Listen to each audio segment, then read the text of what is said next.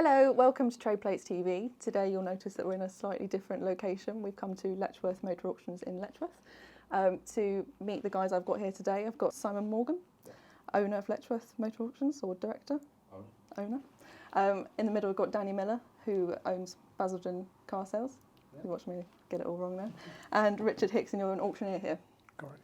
So I'm going to start with you, Simon. Can you tell me a little bit about Letchworth, what you do here, how long you've been set up? We're in our 5th year. Right. We started the business has been here in the town since '92 by a family. They unfortunately went out of business 5 years ago.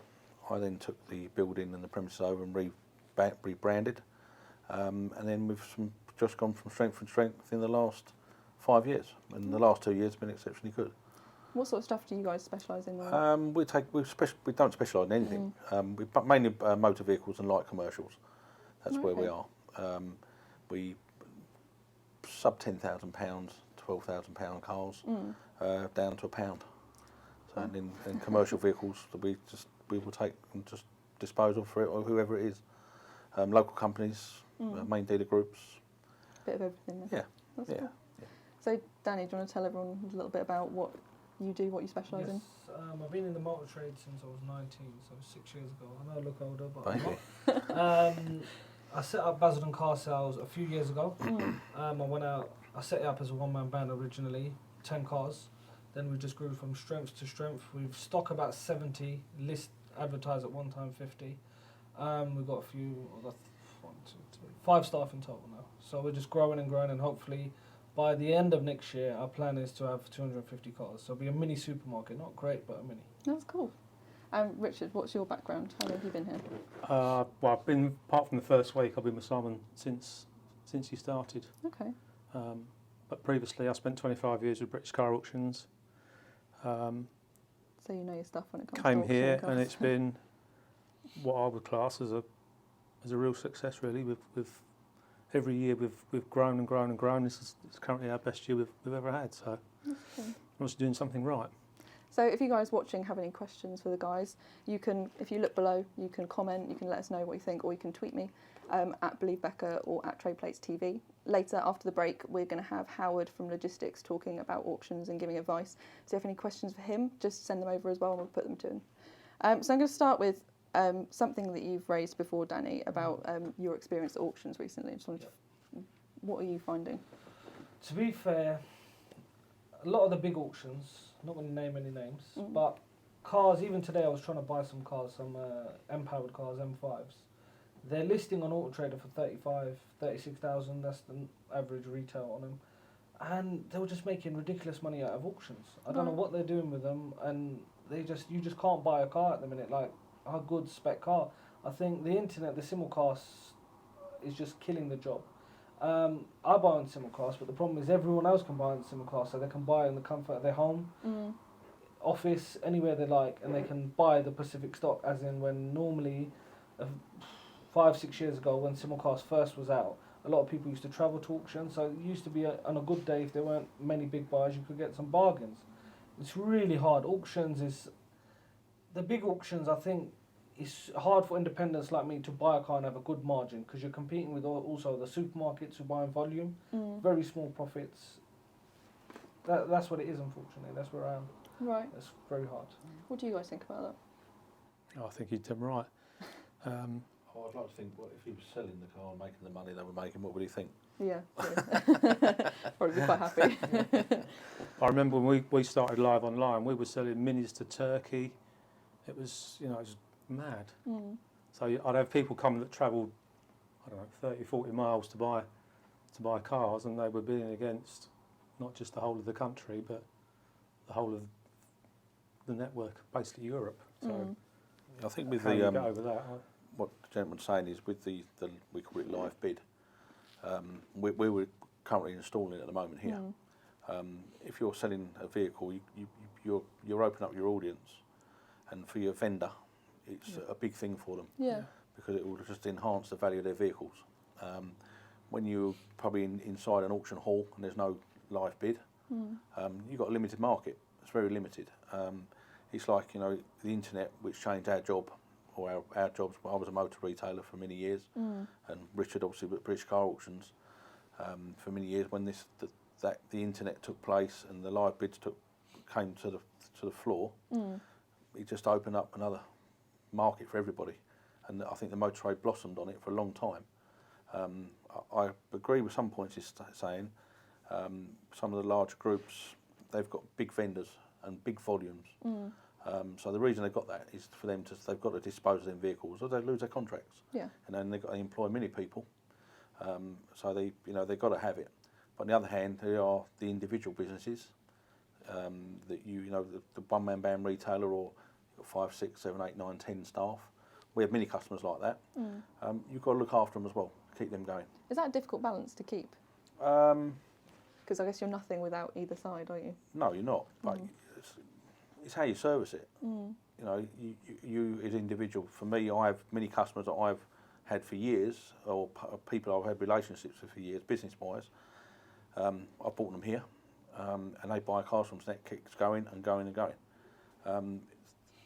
But also we brought on new sellers, so we're looking after the vendors to sell their vehicles. We've got the buyers that I bought with me still now, but they can't accommodate what we've got now. You have to go out. So hence why we're going for live bid as well, live online, and then we'll go in the next 3 months. It's been programmed and installed on our systems now. So there is a fine balance. You've got to find a balance, but because we're a smaller business, we can service that better. When they've got larger business like the larger car auctions and stuff like that, it's harder for them to service it to individuals because their staff are driven to just get the cars out the door. That's the way it is. I don't know what you all think about. Will there ever be a time when auctions are all online? And yes. Yeah. Are you heading towards that way? Yeah, absolutely. Yeah. There's companies do it now. Yeah. A lot of companies do it now. There's Paragon. They're one of them. They do it now. They all a lot of VW product, Volvo product. All you don't touch the car. You're online. It's a camera. That's it, and a voice at the end of it. There's got to be a massive danger. Mannheim have got a mobile unit now. Mobile unit goes around, does live. Right. Auctions. Like on a mobile unit, it drives around the country, goes into auction houses, into their auction house, does it there. That's it. Yeah. Rather than open the auction up. Yeah. There's got to be a big danger, surely, though, buying stuff online. I'll tell you, I didn't go to it, sorry. I sat in my office and there's a Mannheim only simulcast. You couldn't go into the auction hall. I think it was in Coventry, one of the smaller units. To be fair, at that time, now they've introduced a new Sure Check, which I'm not a big fan of, so I won't get into that. But before they had the Mannheim Assured.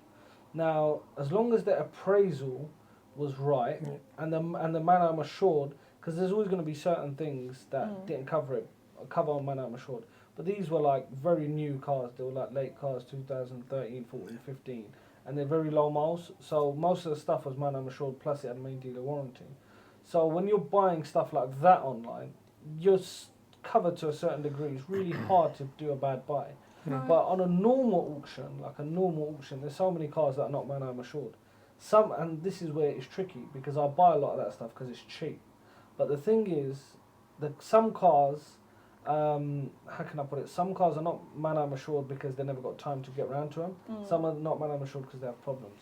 So it's a gamble in that sense. But I think, like the gentleman was saying, it will be internet driven. I think everything's going towards internet. Forecourts are getting extinct. A lot of them are getting built on, etc., etc. People are moving to warehouses, doing just as well. I think the internet is the future for everything, not just cars.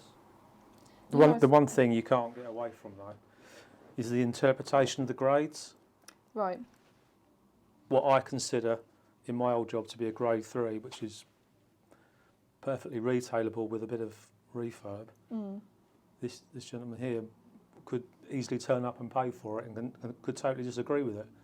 Unfortunately, that's never really going to change. You were saying you do something called a trial.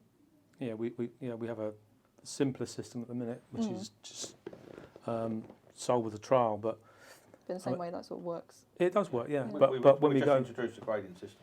Right. Okay. It's just coming in now. We're just trialling it now on one of our vendors, and then that will go. That sort of drives us into doing the live bid of. So we just get the inspection system going, and then we grade them. Prior to that, it was it's a discretion of the seller. Some main dealer groups or some groups just want sold as seen, regardless of the age, the model, whatever the vehicle is. That's it. And some other dealers will on a trial on a vehicle. The trial on a vehicle doesn't cover everything on the car. It will only cover major mechanical parts. Nothing to do with wear and tear, not an electric window, not a radio, but mainly like your engine, your gearbox, a clutch if it's a manual, differential, four-wheel drive, that sort of scenario if it's broken as such or it's at fault. So that's what the trial will cover, and that will only be up for an hour after the vehicle's been paid for. So if it's sold, they've got 48 hours to collect the vehicle. If it's not collected after 48 hours, that trial is void. But up to the 48 hours, once they pay for it, got an hour with us to pay for the car. After an hour, they've got a trial. That's it, wherever they go. But if there is a fault arisen, then we get it inspected. We pay for that to have it inspected by an independent garage to confirm or not confirm. Because one or two people might get the car, get down the road, so it's got a fault because they don't like the car. So, oh, really? Well, it can happen. It doesn't happen very often, but it can happen. Or they think, well, I've paid too much money for the vehicle. There's loads of scenarios. So we then get it independent checked. And if the independent agrees with the buyer's comments, then we refund. And if we've, some scenarios, we inherit that car because we told our vendor that it's sold.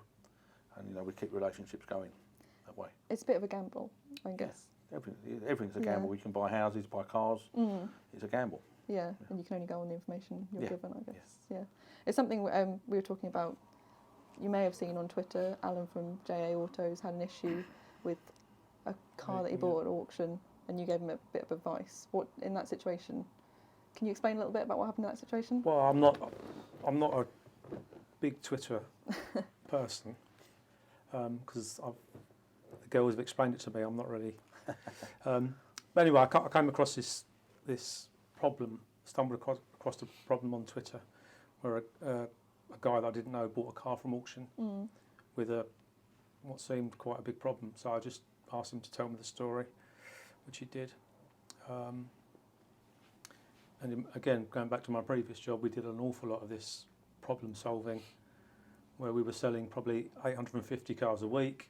5% of them may have been a problem for one reason or another. So we spent quite a bit of the week trying to solve. First thing he needs to do is, his dispute was the fact that he didn't think he was sitting in his office live online. He had a mechanical report on the windscreen, I believe. Right. And then when the vehicle came in front of the auctioneer announced that report was null and void, as the car had an issue. And you'll probably know, if you're live online, you've got to literally spend every second of every minute of every hour listening to that computer, because if the phone rings or someone calls you and you've missed something.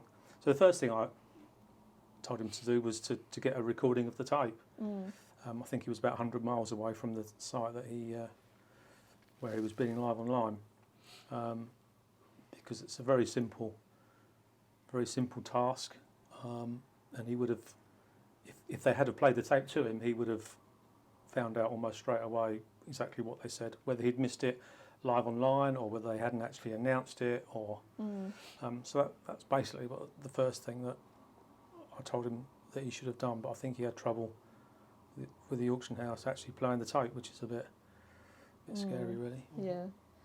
What advice would you guys give to people who are buying online or actually live in an auction? Is there anything? For me, I don't think, from the job I do, I don't think you can beat physically going. I know that's for these guys that's not always possible, but for me, I'm the old type. I believe in physically attending the auction.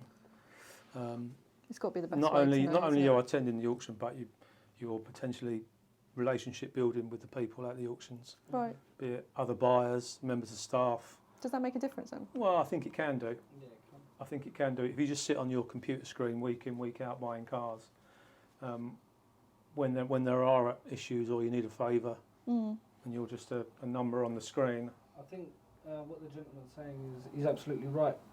I'll tell you two very, very quick scenarios. The first one was I was buying online. A Jaguar XF come in, capped at 8.5 grand, started at 4.5 grand. Me being a trader, lovely, we'll have a pack. So I bought the car at 5,200 from Manham's.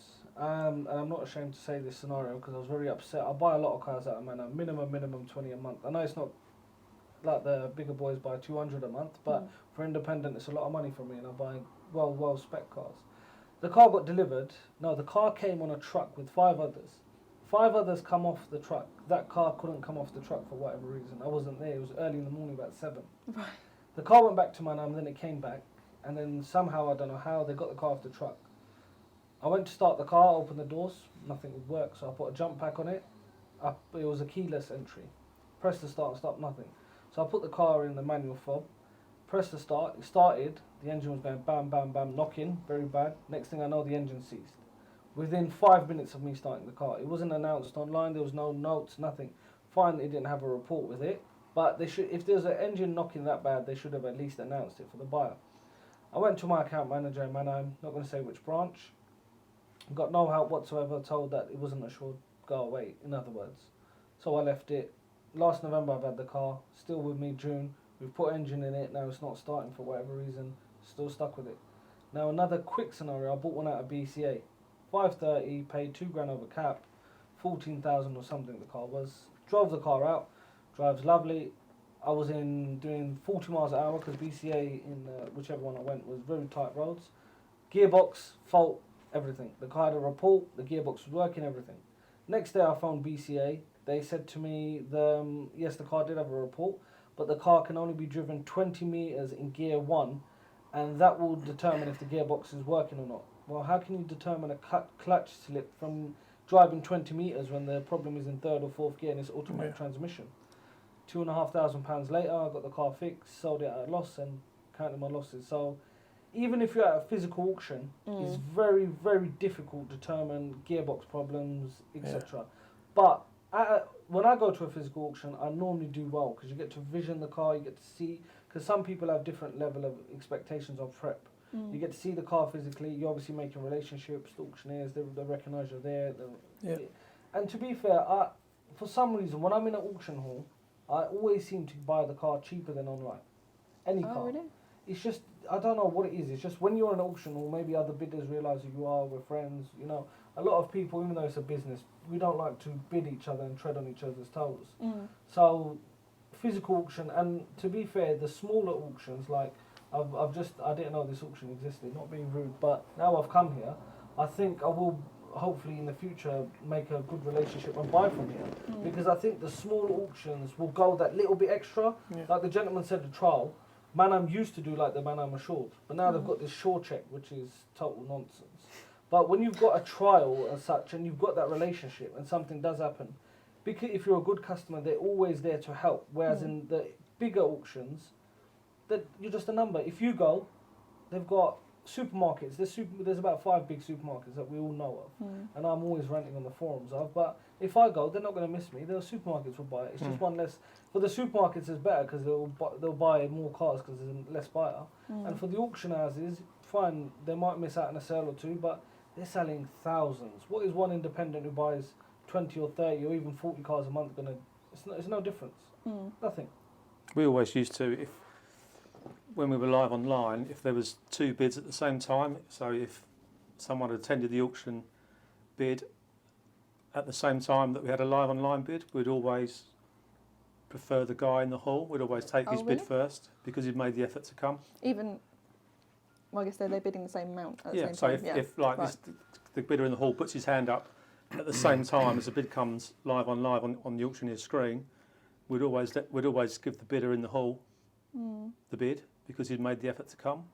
Which is fair. Fair. It happened to me today actually. This M-powered car I was buying, I went silly money over cap. I just wanted to buy the car because I had a really good customer. I pressed my bid, like they were saying going once. When they said going once, I pressed my bid. Instantly they got it. Still they went going twice, 3, sold in the hall. Oh, really? That was today. So yes, it's happened many occasions. When you're online, they will always, most auction houses always honour they say in the hall first. In the hall. Do you appreciate that as a trader?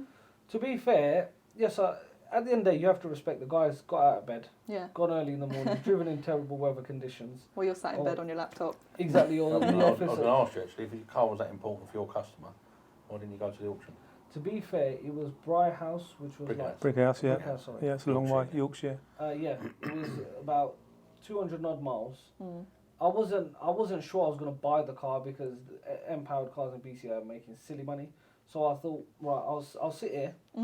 If I buy it, I buy it. If I don't, I don't. I'll find another one cheaper. And I'm happy I didn't go down. Because when I'm in the auction, sometimes the ego and stuff gets in, and the way you just buy something for the sake of buying it. Right. And then you realise there's no profit. What have you done?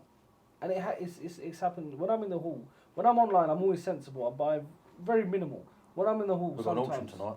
Yeah, I was going to say you're staying now, aren't you? when I'm in the hall, I get carried away. Are you staying? Yeah. You're not allowed to leave. Okay, we're going to cut to a break now, and some of your points we're actually going to pick up with Howard after the break from Logistics. If you've got any questions for him, send them over to me now. We'll be back with you in 3 minutes.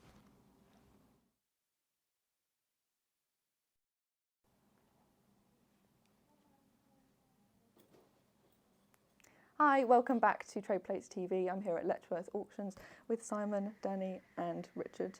And you'll now see on the screen, we've been joined by Howard. We're sorry that the quality is a little bit low. Hopefully it's going to pick up in a minute. Howard is legal advisor at Logistics, and he's going to be talking to us about some things you might want to know from car auctions. So if we start with my first question, what does sold as seen actually mean legally? Sold as seen, if we want to refer back to the old legalese, used to be known as caveat emptor, which means buyer beware. Essentially, if you are buying a car that is marked as sold as seen, then you're buying it with whatever faults it may have. Now, those faults may be obvious, or they may be latent and not quite so obvious, but develop over time, or at least the symptoms, if you like, develop over time. That is usually the terminology that we would use to describe the sale of a car through an auction, certainly through a live auction, that would be the case. In those circumstances, there are usually very, very limited rights to the buyer.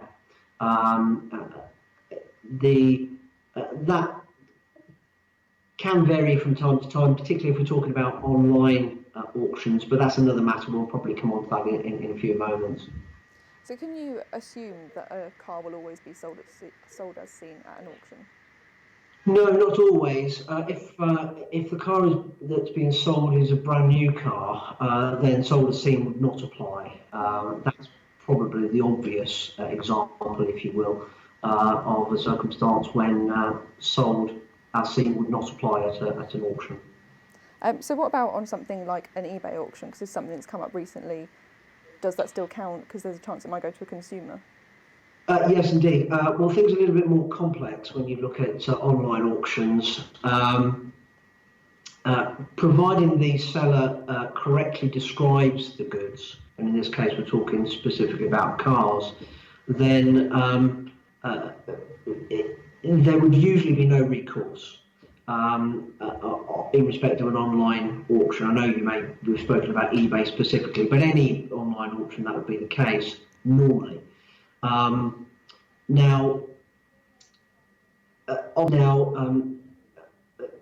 There are also some other complications when it comes to online auctions, particularly with regard to distance selling.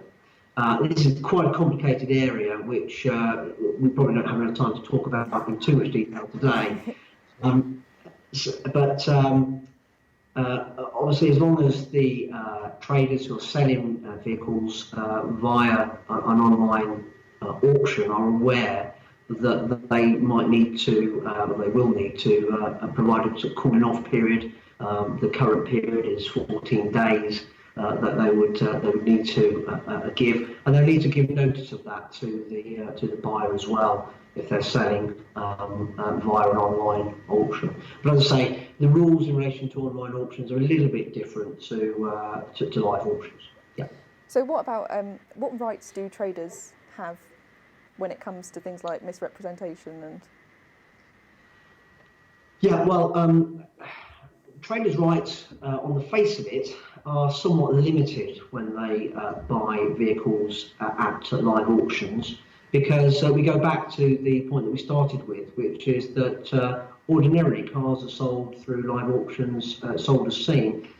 So whilst a trader might well be able to look to and refer to the Sale of Goods Act, and in particular implied terms in relation to satisfactory quality and fitness for purpose, the reality is in most cases involving live auctions, the contractual terms and conditions in respect of the auction would prohibit them from relying upon the statutory provisions that might be contained in, for example, the Sale of Goods Act.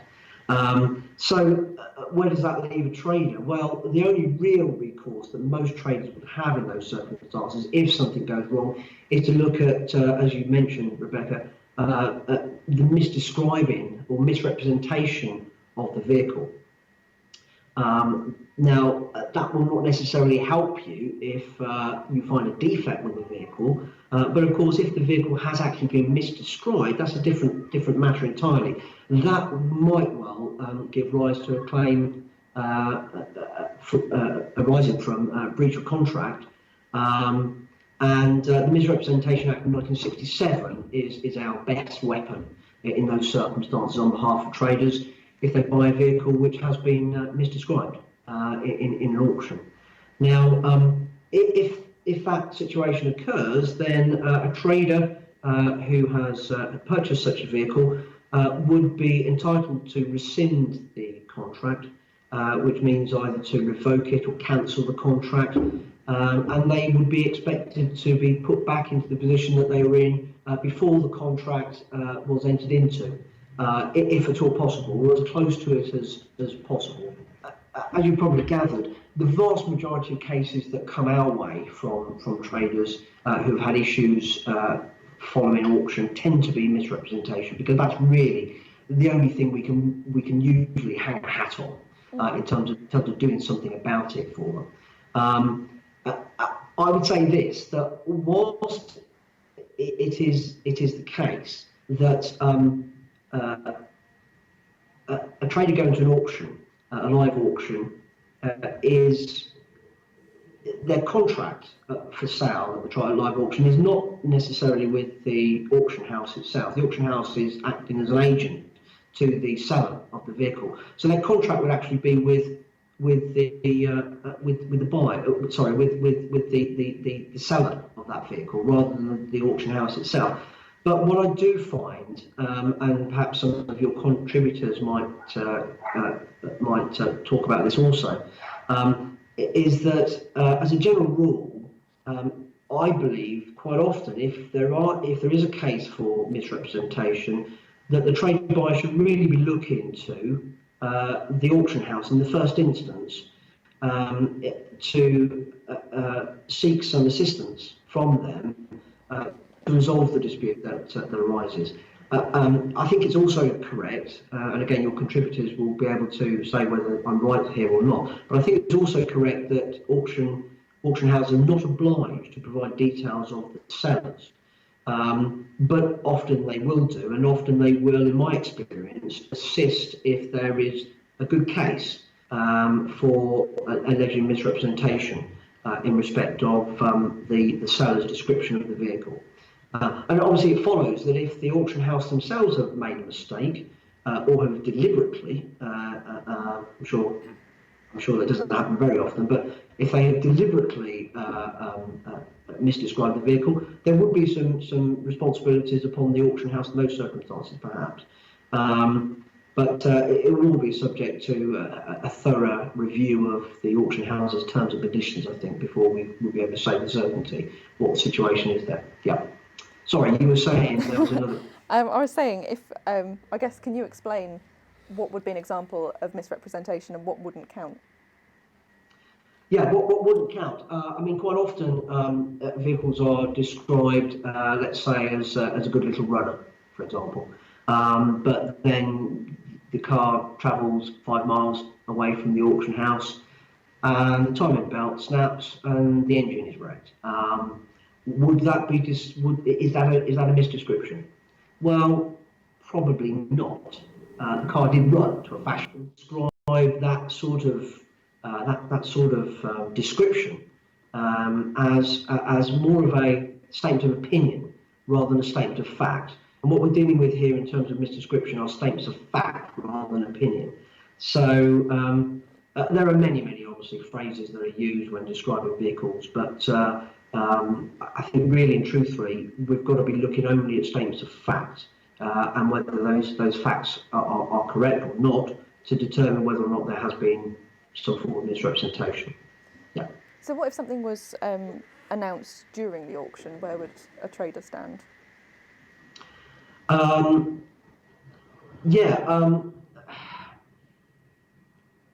That's an interesting one. I mean, it depends. Again, it depends on the facts. If, for example, a trader puts a bid in a live auction, and partway through the auctioneer says, "Oh, by the way, this vehicle is 0 rated for road fund licence." If no one else bids, and the trader succeeds with his bid and he's successful and buys the vehicle, and then finds out afterwards that in fact the road fund licence for that particular car is £250 a year, is that a misrepresentation? Well, I would say probably isn't in those circumstances, because the statement that was made by the auctioneer was after the bid had been made by the trader. If we look at it from a slightly different perspective, if the trader had put a bid in and then someone else had put a bid in and then the trader made that statement, because the trader, our trader, relied upon that false statement. There has to be a reliance upon the statement, the incorrect statement, if a trader would be in a position to suggest misrepresentation against the auctioneer, him or herself. Yeah. Right, that's really interesting. I think sort of ties up some of the stuff we were talking about earlier. So thank you for that. I think we'll say goodbye to you and have a nice day, Howard. Thank you very much. Thank you very much. Bye-bye. Bye-bye. So is anything from that you guys picked up? This is when I test if you're actually listening. I'm sure we're listening. I would have liked to ask Howard, actually, if he ever sees today that sold as seen is no longer. Do you see that then? I think it might be. Well, I'd like to think it would be coming at some stage. Mm. It's a bit of a grey area, isn't it? It is, yeah. I think it's hard to, in my with the sold as seen, Howard made a point of it that the vehicle is actually sold as seen with all its known faults. Mm. If you take sold as seen away, how do you describe that vehicle? Yeah. Which is an auctioneer, I'm an auction owner, he's a car dealer. Do we know actually what, if we declare on a vehicle we're going to sell it, do we actually know what that fault is? We're not mechanics. Yeah. Unless we've had it paid to have it diagnosed, we're never going to know. Mm. So if you're going to list individual faults of those vehicles, you're opening a minefield. Yeah. You know, because another mechanic might have another opinion. Well, I guess if you miss something off. Yeah, if it's diagnosed by one person and then diagnosed by a second person, there's a difference of opinion, that causes a problem. Mm. So for me, I would say that sold as seen has to stay. Yeah. Because it's sold as it is with all its known faults, or if it might not have any, but if it's got faults, that's how it stays. That's for me. Yeah. Richard obviously got a thought in his head. I don't know what he's thinking, but we're not changing I just think I think it's a lot harder for the larger car auctions to implement that. But I was just interested from a legal point of view whether they ever thought that day might come. Mm. It is. I can see why people would think that's a bit of a dodgy term. I'd say dodgy term. I would say in a motor auction. I mean, I've been motor auctions for 30 years. Prior to owning one, I was buying, as Richard knows. Richard used to be the auctioneer in some of the auctions I went to and bought and purchased. And I think if you, we touched on it before the show, is that if you're experienced in your field, or you take a responsibility of being a purchaser of motor vehicles in terms of either you're a trader or you're a retailer, you take that responsibility on your shoulders, and that's you've got to know what you're doing. If you don't know what you're doing, don't do it. You know, you have to take it on the chin. Yeah. If you know, as we said, you can buy 10 cars a week. You generally buys 20 a month from Mannheim. You might get 2 vehicle problems. That's probably a ratio 1 in 10 that we spoke about. Yeah. You buy 50, you're going to get a lot more. And cars are a lot more technical today. So, you know, if you're doing that job, if you're in that role and you're not spending a few £100, especially, you know, if you're looking at M3s, M5s, M6s, whatever you're buying, you've got to know, you know, you have the experience to do that job. And if you go out and you're on your own in that field to do that, then that's what you take on. Yeah. That is my view, what you take on. And, you know, I'm not saying it's right that cars are knowingly sold, which they shouldn't be with faults, but the way out is obviously where people look at it in motor auctions, is have a policy sold as seen. And then if we go trade to trade, and like Howard said, there's no recourse. That's probably a way, you know, a lot of people move forward with it. But as I said, if you're taking the position on to be your own proprietor or own director of your own company, dealing in motor cars, that's what you have to take on. Yeah, it's a bit of a gamble. Yeah, And you it's take a on gamble, that burden. yeah. The thing is, it is a gamble, and the thing is, like, I sold a car a few months ago, spares or repairs. But spares or repairs doesn't mean nothing unless you list the individual faults of the car. Yeah. And secondly, on the consumer side, why should they come to you and pay your profit and your lovely big showroom or however, when they can go to a motor auction and buy the car themselves? So from the consumer side, sold as seen will never count, and I understand why it never counts. I've been to court not a handful of times, probably 3 max. I've lost one case which I thought 99% was in my favour, but it's part of life. You win some, you lose some. That's with any job. At the end of the day, you buy from the auction, it's a gamble. Yeah. Nothing in life's fixed. You buy it, either you get lucky or you don't. I don't expect the auctioneers to go out and test every car full 100%. They can only do so much, otherwise they'll be I'll touch on a point there you said about the auctioneer to go and test the car. The seller makes a declaration, and the declaration is on their how they want that vehicle sold. Right. Do they want that car sold with a trial or with a guarantee or whatever they want? However you want to. Right. Do they want that car sold with a trial or with a guarantee or whatever they want? However you want to word it, or is it sold as seen? So it's not always down to the auction. Now the auction, we will look at a vehicle. A vehicle comes into us. I'm not saying we're going to get over involved. We see a vehicle and it's nice and shining, gleaming, and we've moved the car and we've heard an obscure noise from it, and we're going to look at the paperwork, sold with a trial. We're going to go and say, okay, hang on a minute, let's have a look at this car, because it opens minefields. Right. You're putting the car on sale, it's under our banner, we sell it on behalf of someone, they've declared it, then we have known that there may be a fault with that vehicle. So we're going to drive that vehicle. If we've got a doubt, we put it into an independent garage and say, just give us an opinion. If it's something we can't diagnose ourselves, just in terms of driving it, you then, if you feel that there is a problem with that car, then you've got to again phone the vendor and say, look, we've moved that car in the yard, we've taken it for a road test, there is a problem with that vehicle, you sold it a trial, can you come down and drive it yourself with us, or take it away, get it looked at, and then decide what you want to do with the car? Because I know we're smaller than the volume boys in terms of Mannheim and British Car Auctions, but they have their own engineers on site, they will know. But it's not always down to the auction to do it. We don't have the manpower all the time to do that, and it's not our place to do that if we're selling on behalf of someone. Yeah. It's down to the seller to really do that. If there's some auctions that have policies in terms of mechanical reports, I say that there's many terms they use, then the auction does really then take that on. If their engineers looked at that car and there is a fault with it, it's really down to the auction. I wouldn't say it's down to the seller. No. Right. You're inherited. Not when they're charging for it. It can't be down to the seller. No. If we had a scenario where which we are starting to go into with engineer reports, and our engineers declared that car all fit for purpose, and then all of a sudden within a trial period it picks up there is a fault with it, I'd have to look at it. Maybe we're wrong. Right. That's how I'd have to look at it, and then try and go back down the track, see where it did go wrong and why it's gone wrong. Not just the car, where our communication trail as well, and our diagnostics. That's how I'd have to look at it.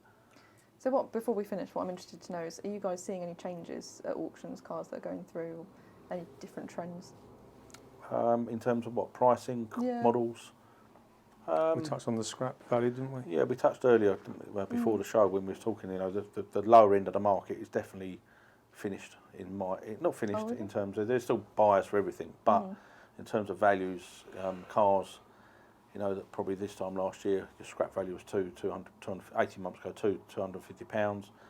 You know, an average car now, a micro Fiat Punto, some of that sort of size is £25, £30. So the trend of that market in auction is sort of like, it's very hard. It's peach on way. Right. One, because, you know, you buy a car for £25, you might spend £250 on it.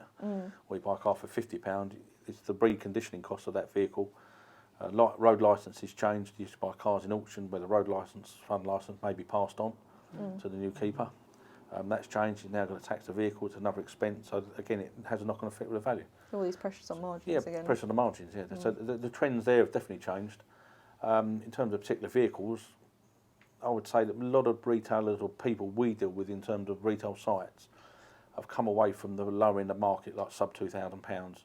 They're sort of like 3,000, 4,000, 5,000, a bit more better quality car. So it stops these merchantable quality cases coming up against them, which, with the new Consumer Act in, it is not in their favour to have false vehicles. So, you know, where they were used to buy, or sometimes you to keep their part exchanges sub £2,000, they're not doing it now because of the inheriting the problems. Yeah, so a lot of trends have changed. Yeah. Is there anything you've spotted? Well, from my point of view, it is that the scrap thing is the biggest factor for me in the job I do. Whereas, 18 months ago, Simon said it's quite easy to attract bids on what you deemed scrap. Now it's because they would literally just. Well, the value of them, it was people were able to give more money for them. Okay. But now it's much harder for me now to track sometimes they bids buy on a car for less money than the scrap, buy it and go and scrap it, earn a profit. That's what they used to do sometimes. They'll get bulk of cars together, old cars, old stuff that's probably a little bit unroadworthy, and they buy a bulk of them together and then just pass them on in parcels and earn money out of scrap. So that's changed. That's changed. It's a very changeable time for the automotive industry, I think. As cars become a bit more advanced and we're seeing cars are a lot more technical now, aren't they? You know, you've got to invest in equipment. You know, independent garages, unless you're a main franchise, or you have to have that equipment to do diagnostics. You know, if you're an independent garage, not generally selling BMWs and Mercedes and stuff, you've got to have some equipment to diagnose the faults. Yeah. So the investment has to be put into a workshop. The problem is, I've had this a lot recently. You can go and buy, like, Autologic is one of the best scanners available. It's like £12,000 plus 2,000, 3,000 every year. Thing is, you can plug it in and it can give you a fault, for example, EGR. You can go ahead and change the EGR. But it might not be the EGR, it might have a boost leak, it might have everything. So I think the reason I was investing into a workshop, I thought for my own cars, fine, I'll buy the equipment, but then you need somebody on a good level, not a junior, good level mechanic from a main dealer, or even a master tech, which you can't find. It's a very pricey bracket you're in as well, isn't it? So unless you haven't got a good, not a junior, like a good, somebody really experienced at a main dealer or even a master tech, there's no point in having the equipment of the workshop because you'll be scratching your head. Because I've got equipment there, and I used to employ a mechanic, and he was a junior. And he used to look at the fault codes and change this and that. But then you realise that we call it a parts cannon. It's like you're throwing parts into a cannon, and it's just, or even a wishing well. And it's not only, it's very, modern cars are very, very, very hard. I've sold cars, they've had faults, somebody said it's this, you fix that, then it's not that, it's not that. It's getting, and to be fair, obviously the consumer has a lot of rights at the minute. They've got the new 30 days, well, it's not new, but it's fairly new to me. 30 days, if there's a fault, they can just bring the car back, get your money back. So, and then everything's a knock-on effect. Even some cars we used to take in Part X, I used to think, right, I'll give them 400 quid, I'll scrap it 250, maybe I'll get 270 out of them, I'll lose 130. Now, them cars, you're telling them £50, £100 and £200, they just, no, they want the £400 or £500. But then where does that leave you with the scrap value low? So I think it's all a knock-on effect. The industry at the minute, I think, it's not the greatest. I think compared to last year, I'm not finding it great. I'm sure a few other people are, but we don't know what the future holds, unfortunately. Things can only get better, they say. What goes down must come back up. Yeah, exactly. So thanks, guys, for joining me today. It's been Okay, really thank interesting to hear from you all. And thank you for everyone who's been watching at home or in your dealerships. Hopefully we'll see you again soon. We're going to be back next Tuesday. We'll be announcing tomorrow morning who's going to be on the show. So we'll speak to you soon. Thank you.